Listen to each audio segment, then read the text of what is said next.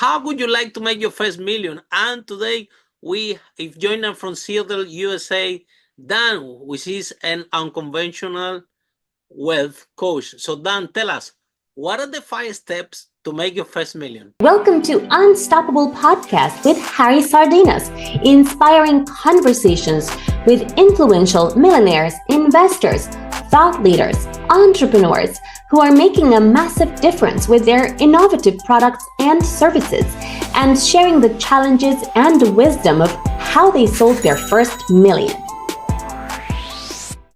Yeah, I'm going to probably take a little bit different approach maybe than some others have and talk more to the strategic side of things. Now, I think oftentimes people get into the tactics, set up a bank account, those types of things.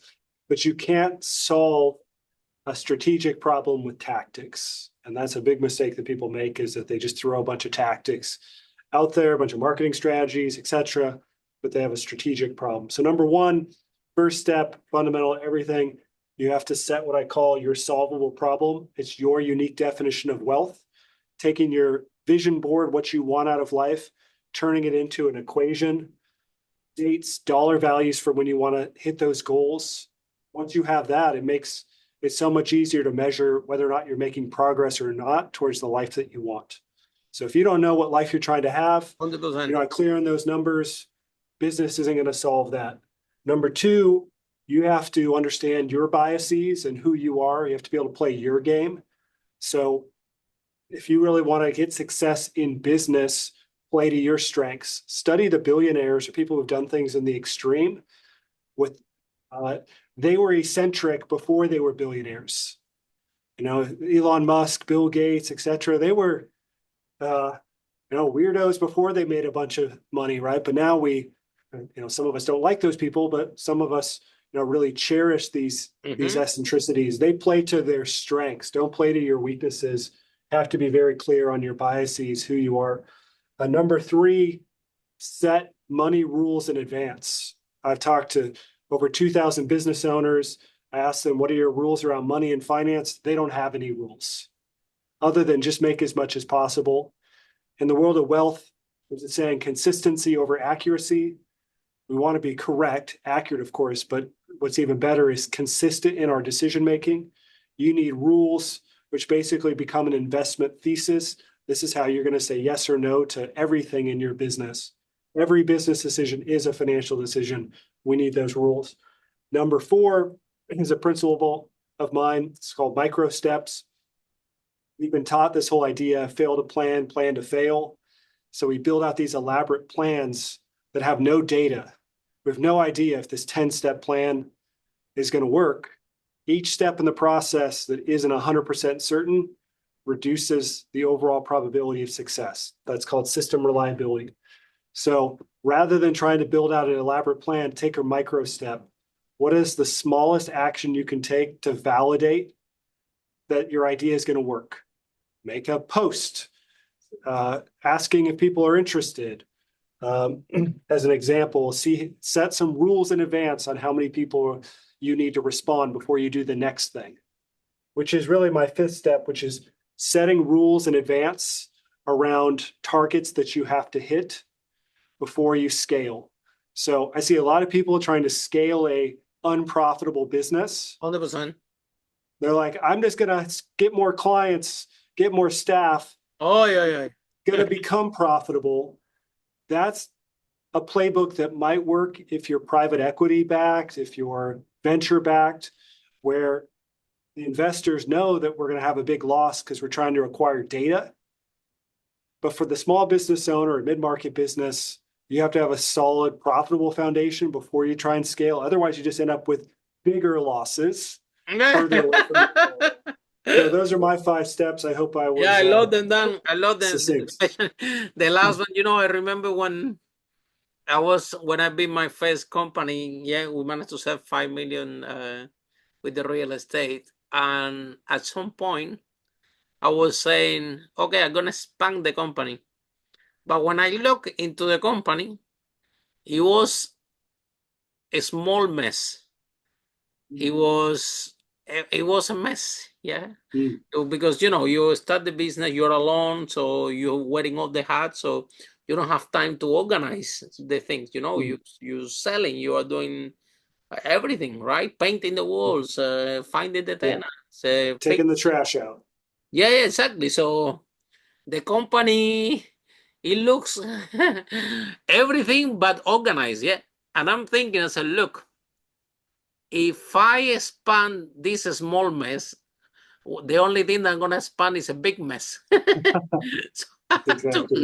So I have to tidy up exactly what you're saying, you know, and create some process. And so you 100% right, 100% right in what you're talking about. And the other thing with expansion is like that, right? Like people think, I'm telling you from my own experience, yeah. That's what I have an idea about expansion. When I actually expand, I find out a few things that I didn't know. You know, number one, you think, okay, if I expand my business, for example, my property, yeah, if I have 7 houses, I'm gonna expand to 14, yeah. I was thinking, well, it will double the problems, right? But the issue is that the problems don't double. The problems, you have your own problems, plus the problem that the new comes, plus the problem that these two entities combined generate that was not counting on that. So you have a third group of problems that these two entities by itself, you didn't have them before, but because now you have two things, now you have to hire an accountant, you need to hire an extended team, you need to do a lot of things that you didn't have before, you know what I mean? So the expansion is exactly done what you described. You have to be very, very careful, be very profitable, and plan this properly, because otherwise, in a blink of the night, you can disappear, and you're not even gonna know what happened. It happens so fast that by the time that you realize, you're gone. Yeah. However, I want to start down to expanding in your very first step, which I find it very profound, and not too many entrepreneurs take a look at this properly, which is what you describe about how plan the life that you want to have. Yeah. Yep. And then build the business so you have a solid thing. Yeah. So in my own experience, my first business is property, and I did it because I want to make money. I did it literally for the money. Yeah. So you can guess where are we heading with this. Yeah. You know, so how you arrive to this conclusion that, you know, in order for people to have a healthy life, a well life, balanced life, even before they go in business, they need to have clarity what they really want. Yeah. So how do you learn this lesson? Well, I learned the lesson the hard way. Me too. And my own experience of throwing effort at trying to solve problems. I'm always willing to work extra. And that can be problematic because you can mask over the real problems because you're just covering up by working harder and harder and harder. And then I saw this same epidemic amongst my clients and trying to solve problems largely with effort. And it makes sense because we are biologically wired to chase more through the dopamine mechanism. Dopamine is the molecule of more. And so we tend to default to this idea that if I just make more money, that will solve my problems. And there are shades of truth to that. There are ways that money can solve problems for sure. But oftentimes, not all the problems. Not all the problems. And oftentimes what people say they want the most is more time or more energy. So there are other currencies besides money. And if we're not clear on what we're trying to ultimately optimize towards, we might make the wrong strategic and tactical decisions. So if I want more time right now, getting more clients might get me further away from that objective. So we have to think in terms of what I call closer over more. But if you don't have a target, clear target, you can't really measure the effectiveness. 100%. And then, well, if I tell you stories, then I will depress you, yeah. But I don't want you to cry. But my own stories and a story in this very same podcast that we interview already over 500 entrepreneurs. But these are few things that I hear, right? That happen. Few things happen to me also, right? Um, to me, what happened? True story. Yeah, I built this property business. It was running autopilot to the point that my team, told me, Harry, go home. We don't need you here. Mm. We can run this business without you, right? So my team sent me home, yeah. Mhm. Because I was bored at home, yeah, and nothing to do. And then I have my head like, oh, I have to do something. Why I have all this money coming to me without doing anything? You know what happened? A lot of people talk about how to deal with failure. Nobody talks about how to deal with success. Mm. So because all that, and because I didn't have clarity what I really want, yeah, because Yeah. I started the property for the money. Now I was making the money, and still I'm not happy. Still my head going on. Guess what? Guess what happened? I go to Street Brick Lane. I open a restaurant. I put in my name, Harry Spanish Tapa, and I lost 200,000 and 2 years of my life, and Mm. I almost collapsed the whole business. And if I Mm. tell you a story for people that have made millions, lost it in this very same podcast they have shared it with us. And we discovered exactly that, right? This is a reflection that you don't have, the entrepreneur doesn't have clarity, doesn't have this mind map, how really want to live the life. And then they go in business. This happened literally to me, to the point that when I lost all this money, I lost the money. My other business also collapsed. I lost my girlfriend back then there in the day.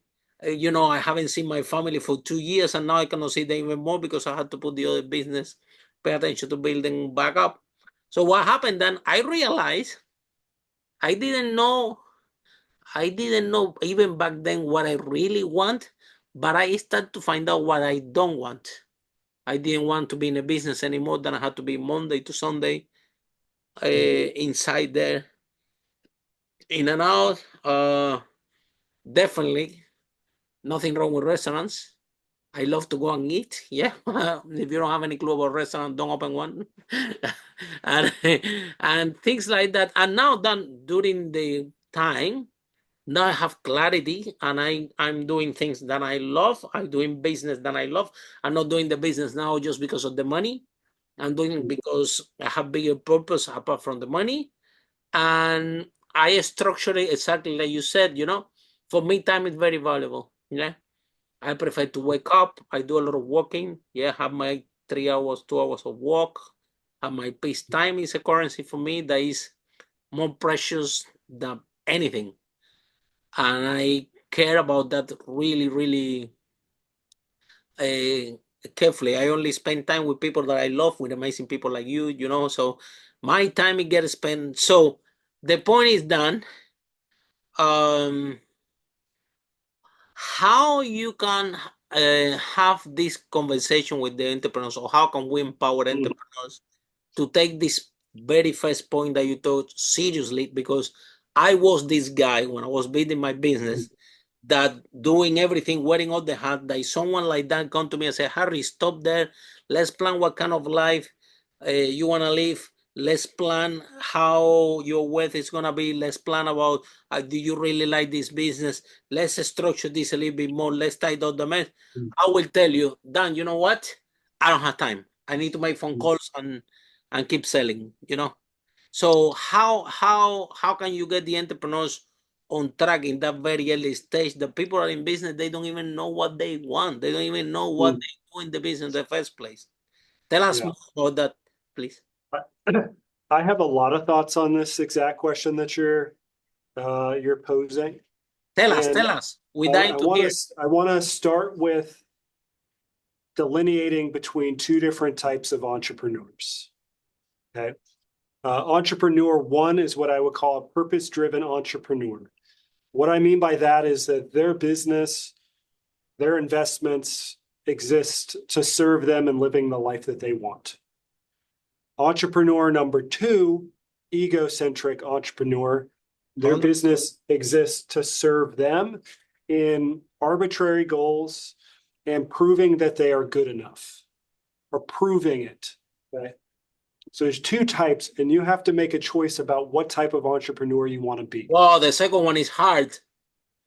The second is 10 times harder. Yeah, you're going to blow up many times as the egocentric entrepreneur. But that's where most of us exist because we're existing from a position of proving it. I have to prove that I'm good enough. I got to prove that I can do this. And usually these people who are under this egocentric label that I'm giving it would also self-identify as stoic. You know, are you a stoic? Oh yeah, no, I'm a stoic. It's like, well, the whole essence of having to prove it is the ultimate self-indulgence. Because no one can determine other than yourself if you are good. Absolutely, 100%.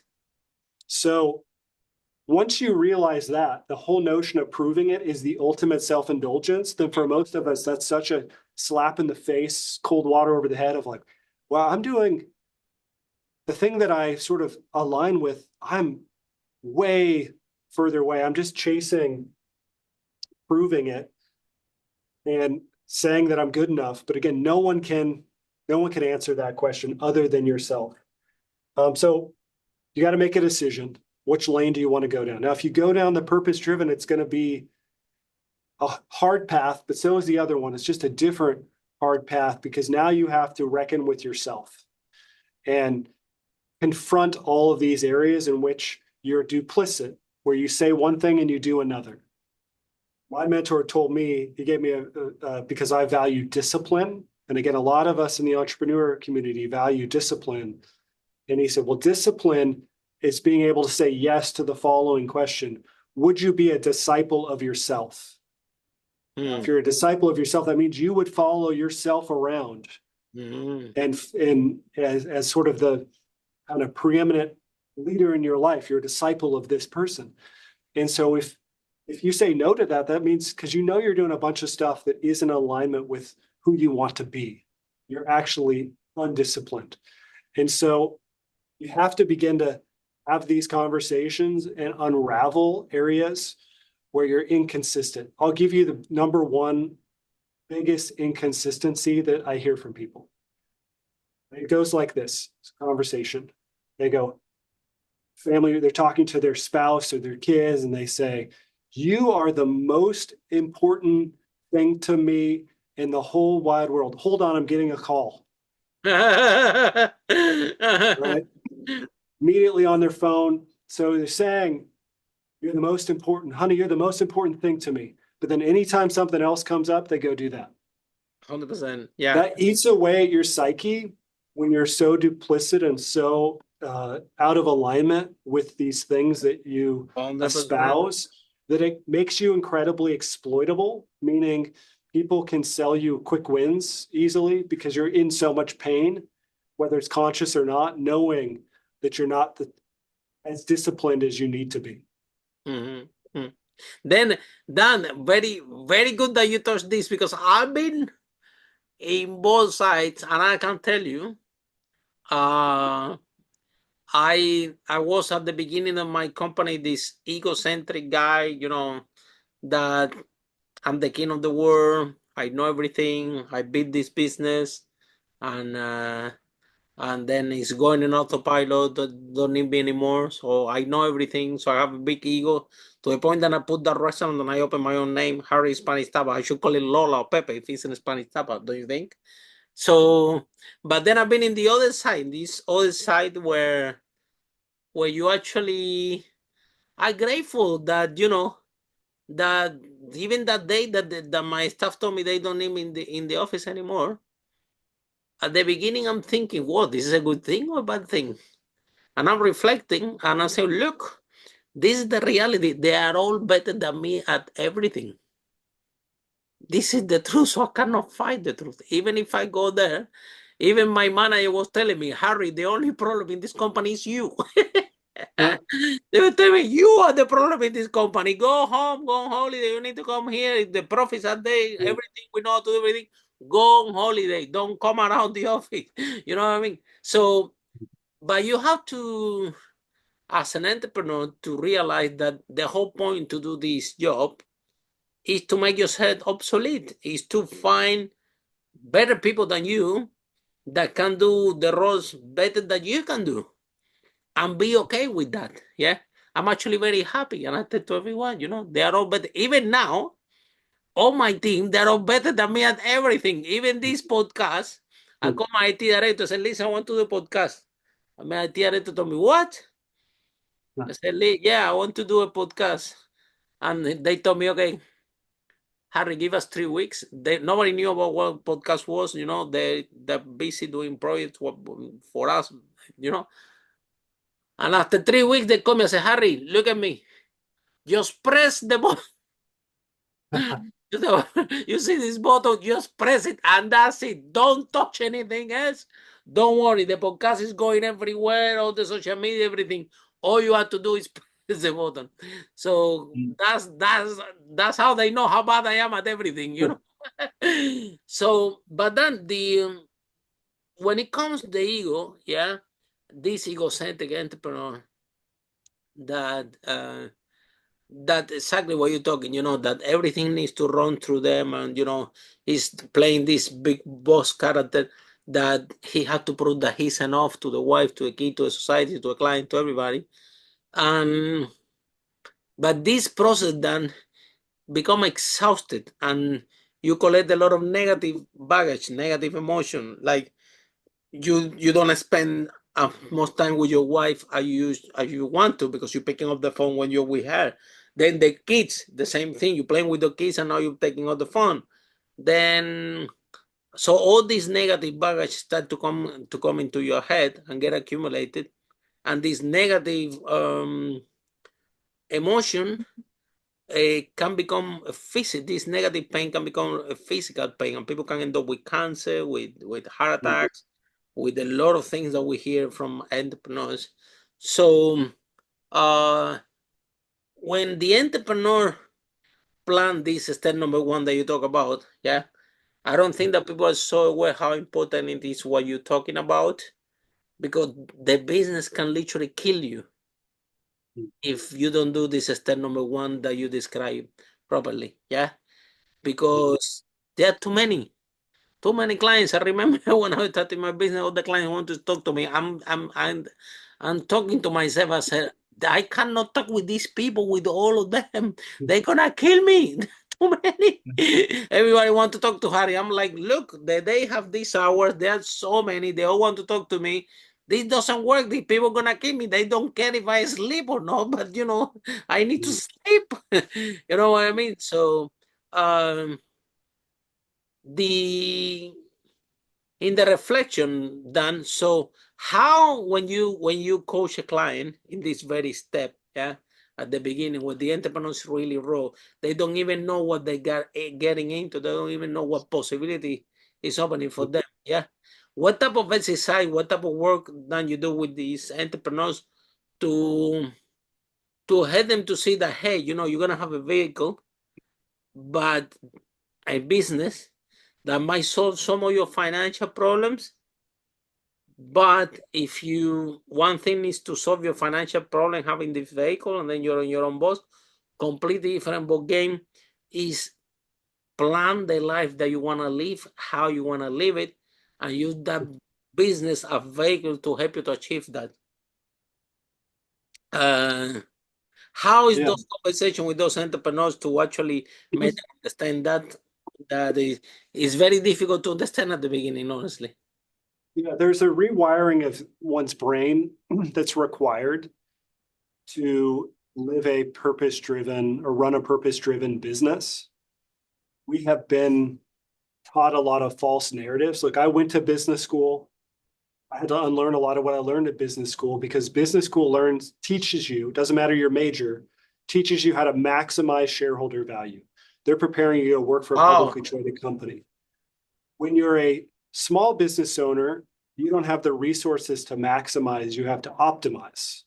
Optimize is, let's put all the resources to the top one or two priorities.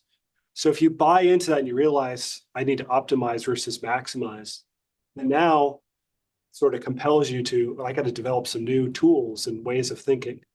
So we have been taught, again, to maximize shareholder value.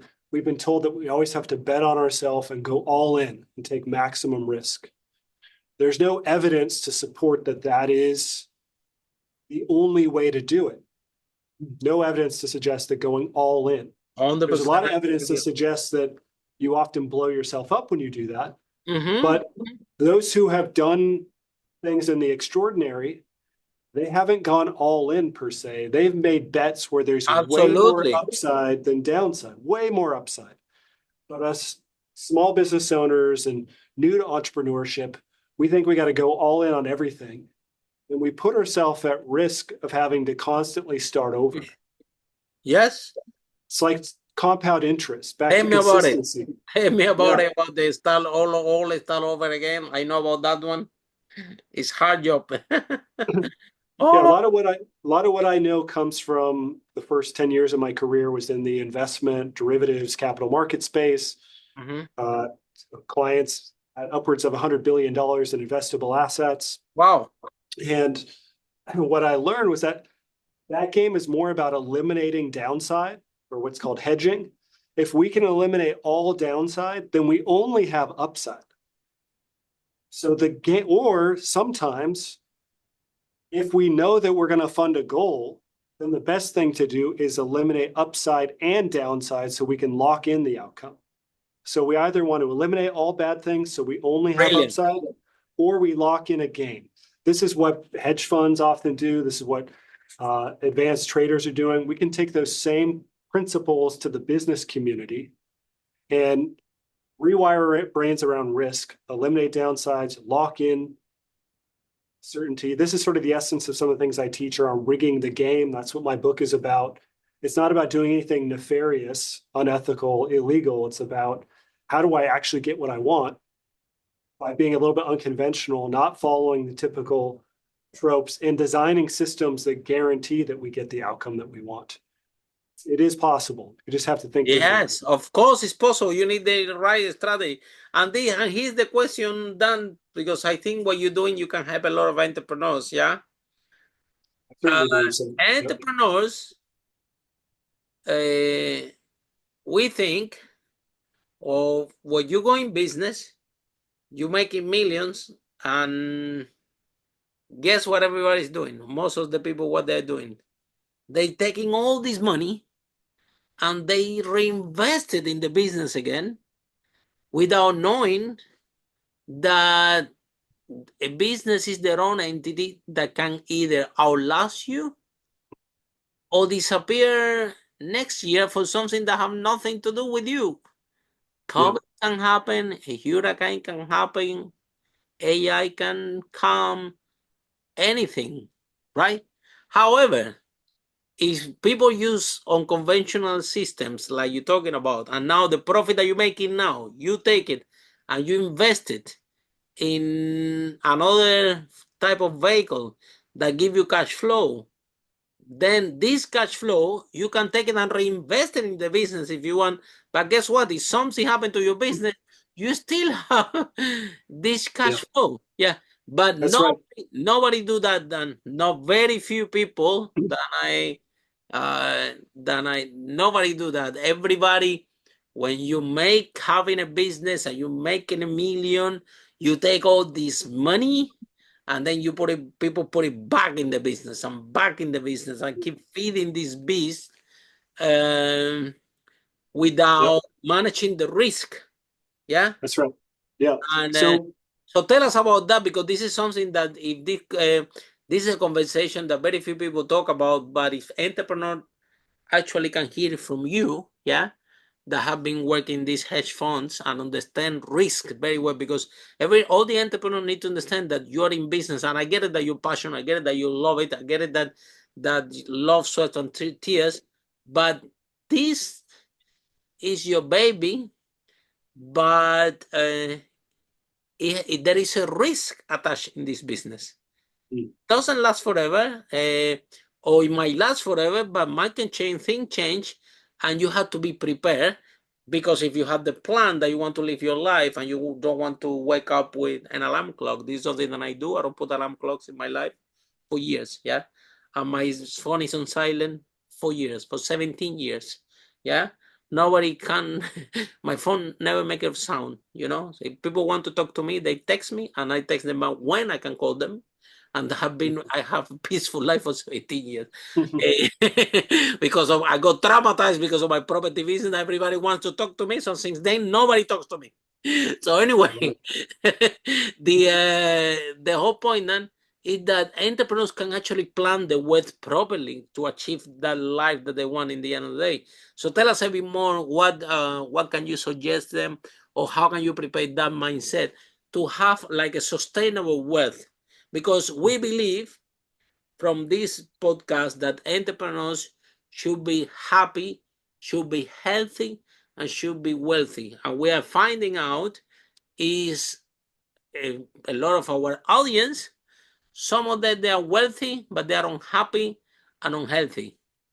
Yeah. And some of them are not even wealthy and also they are unhappy and unhealthy, right? Because of this structure is not planned properly. So tell us a bit more about this, Dan. Well, you can be rich but not wealthy. And the difference I would distinguish was rich is you got a bunch of money in your bank account, but wealthy is actually living the life that you want. So I'd rather be wealthy than rich. Now, you brought up a lot of good points in what you were just saying about the way people will constantly kind of reinvest in their business. Very common. There's data that backs that up. So for the typical small business owner, 85% of their net worth is tied up in the value of their company. So 85%, but less than 6% actually know the value of the company. So they don't even know what it's worth, but they keep investing in it. They keep most of their putting money on this. Yeah. Oh God. Now, if we were to take that business and we were to look at all of the investments that they've made, most of them are underperforming the S&P 500. Wow. This is what I mean by what do I mean by investments? So your business has two types of expenses. Again, this is my language. You can't go Google this. You come back to me with it. There are core expenses and non-core expenses. A core expense is the business requires this expense to operate. Right? It could be with my CPA firm, tax software. We got to have tax software. That's a core expense. I have to have it.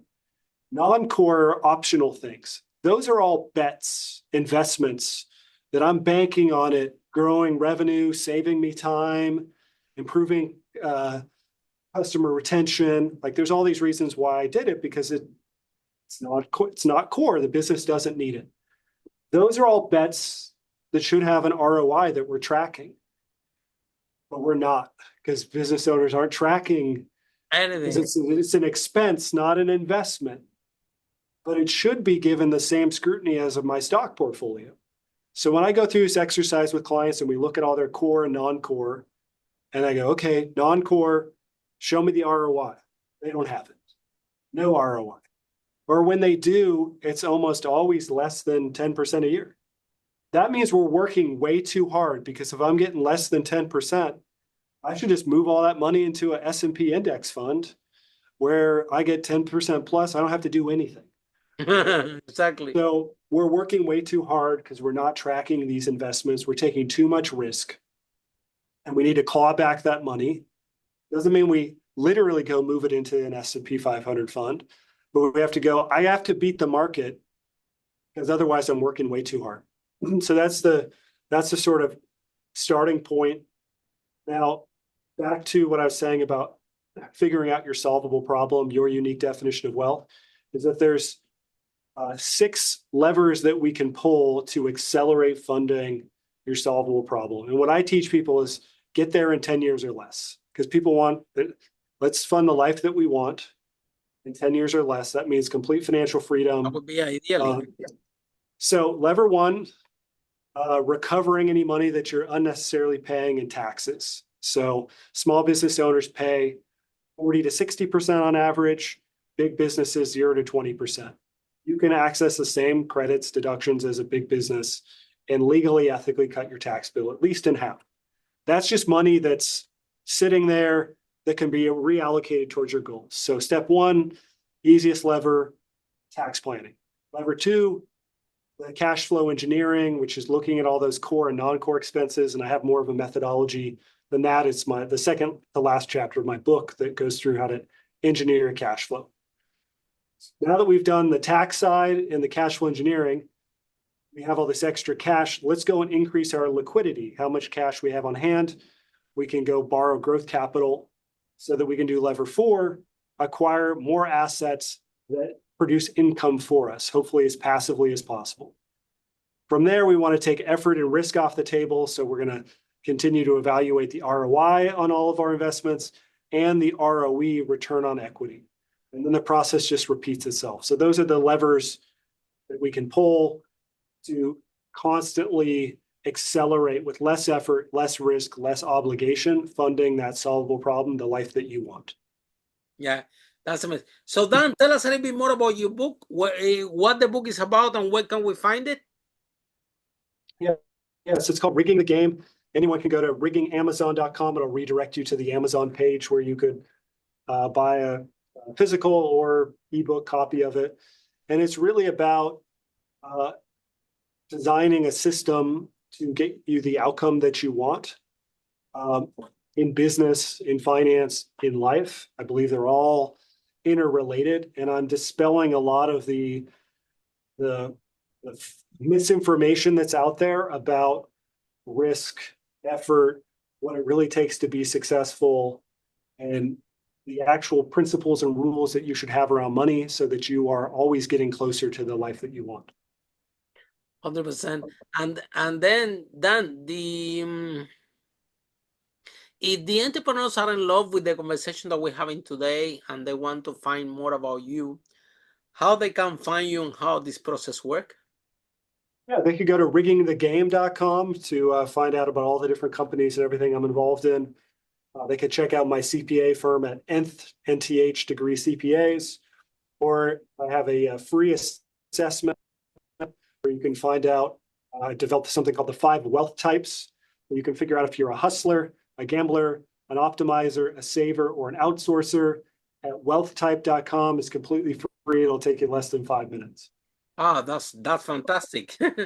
And then Dan, one more question is regarding this bit about create that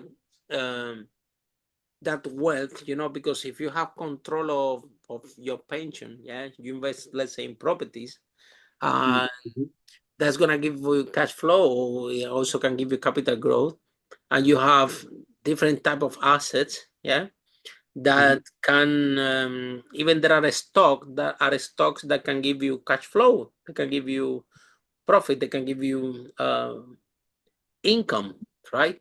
So, what are the most favorite vehicles that you recommend entrepreneurs more easier that they can invest, that they are easy to understand? Like, for example, you're talking about this that give you 10% and you don't have to do any work. There is also, when you invest in the properties and some of these schemes. Even the other day, one person in this podcast, he was talking about that he's doing self-storage, which is was buying these big warehouses, and then he was finding investor to invest in the self-storage, which is something that, well, when you rent the self-storage, you have cash flow and you can get part of it. So what vehicles are that you recommend to entrepreneurs that they're not that complex? So every money that they make, like I said, most of these business, they're not valued properly. And they might think that, putting all the money in their own business is the best thing to do. But it's actually better to take this money, put it in another vehicles, get very good cash flow out of it. And then if you're passionate about your business and you can put this cash flow back into your business, it's fine. Don't worry, because if something happened to your business, still you will have this vehicle producing you money to help you to live the life that you want. But sometimes entrepreneurs is difficult to understand about what vehicles to choose. Do you have any advice for them? Well, my first piece of advice is to set your money rules in advance. I have 15 rules and a worksheet that I give clients to fill out. and customize their money rules, because that's going to inform the types of investments and how much you're willing to allocate to a specific type of investment. For example, I have rules like my net worth won't be comprised of more than 30% of assets that I don't directly control. That's an example of a money rule. It could be, it doesn't need to be 30% for you as an individual. You can change it, but being clear on how much do I want to have active control over versus I want to be more, what people might call passive. So that's going to inform a lot of your activities. I have other things like my assets that I don't directly control will not be concentrated more than 10% in one specific type of asset. So for example, I wouldn't have more than 10% in a exposure in a single stock or 10% exposure in a single asset class in a single market. Well, that's right? very clever. So, I like this a lot. So I want to crystallize these rules because they become an investment thesis of sorts, which is what you do at a fund. I like those rules. They're amazing. You designed. I appreciate it. I did, yeah. Oh wow! And then all your clients, they need to go through this set of rules and define what they want to apply. Is that correct? That's right. So about half of them are fill in the blanks. So it'll say, I will not have more than _% of my assets in a investment I don't directly control. Amazing. Okay, and I suggest a percentage, but they put in what they want. What they feel like. So we're constructing this framework for how we're going to make decisions. That allows us to say no to a lot of things, but in more particular, counteroffer. So I rarely actually say no to things. I say, this could be a yes if you're willing to meet this criteria I have. Me here. If you can meet me here, I can do it. Yeah, this is my rule. Otherwise, I'm sorry, but I have some rules that I cannot. I had to comply to these rules. Very good. That's right. So there was this adage that was developed, and I had liked it initially around, if you're not a hell yeah, it's a no. And I changed that to, if you're not a hell yeah, it's a counteroffer. Absolutely. So I'm not a hell yeah, but here's what could be true. And you'd be surprised how many deals come together. Wow, amazing. When you tell someone, even things like speaking.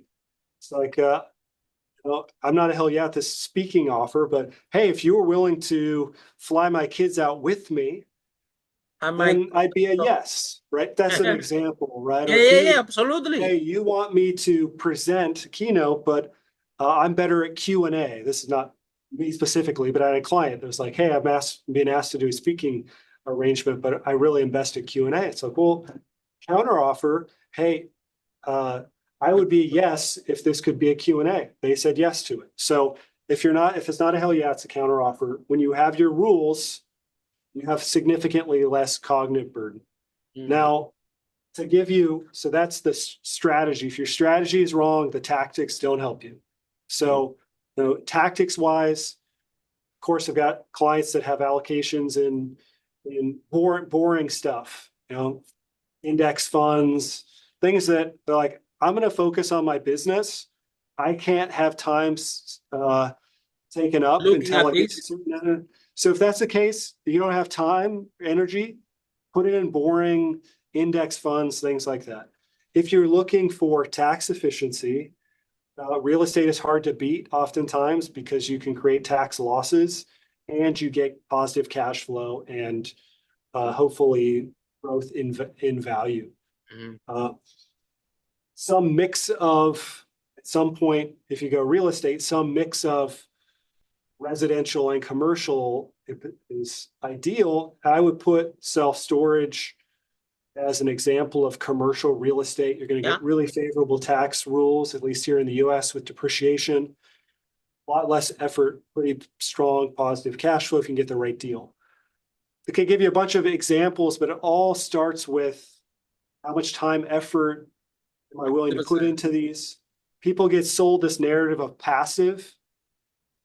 It's not passive until it is. So almost every investment is not passive until some point in the future, which you won't know until you got there.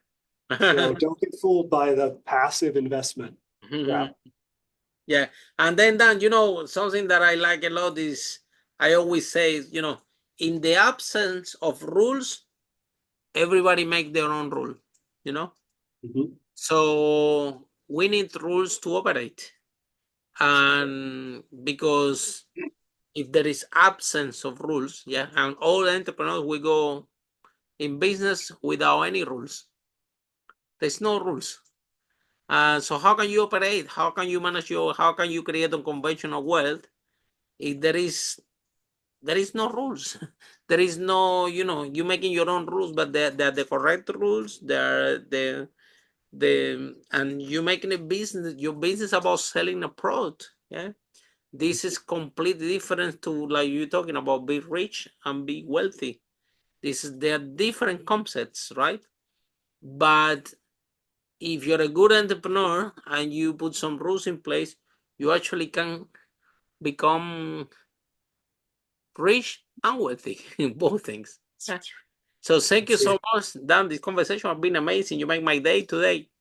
That's really powerful. And guess what? I think that you can have a lot of people. I think that you guys listening this conversation that we're having today, take away what Dan shared, yeah, because it's really profound and really powerful. You don't want to be this entrepreneur that's going to be sitting and saying, man, I was turning over and selling millions. And how come after 10 years of working so hard in my business, I'm in zero in the coach of my mom? And some people, you know, they don't have the energy or the mental health or strength to go back again. So they give up and they find a job and that's the end of it. Yeah. And so it's good to be in business. It's good to be making profit. It's good to making a lot of money. But why you're riding that wave, yeah, trying to find a specialist like Dan and to try to pave the way for you to become from entrepreneur to create an unlimited and unconditional wealth for you. Because, you know, when you're wealthy, guess what happens? You can spend time with your family, with the people that you love. This is true story because my business was doing so well. My mom got sick. You know what it took? It took 1 year and 100,000 for me to save my mom's life. Yeah, 1 year that I couldn't work, I had to travel over the world, and plus capital. Yeah, and if I haven't been an entrepreneur, and I haven't have this thing planned properly, my mom would be dead because that's what it was required to save her life. Not only the money, it needs me flying her to seeing doctors all over the world for a year until we find the right person, the right treatment, and everything. Yeah, and so that's why it's important what you're talking about, you know, because if people plan this properly, you will have the freedom to look after the people you love if they need you. And with that note, we're gonna leave this podcast. Dan, thank you so much. That has been very powerful. And from you, listen to this podcast. See you in our next episode of Unstoppable, how brave entrepreneurs like Dan break that wall and achieve the first million.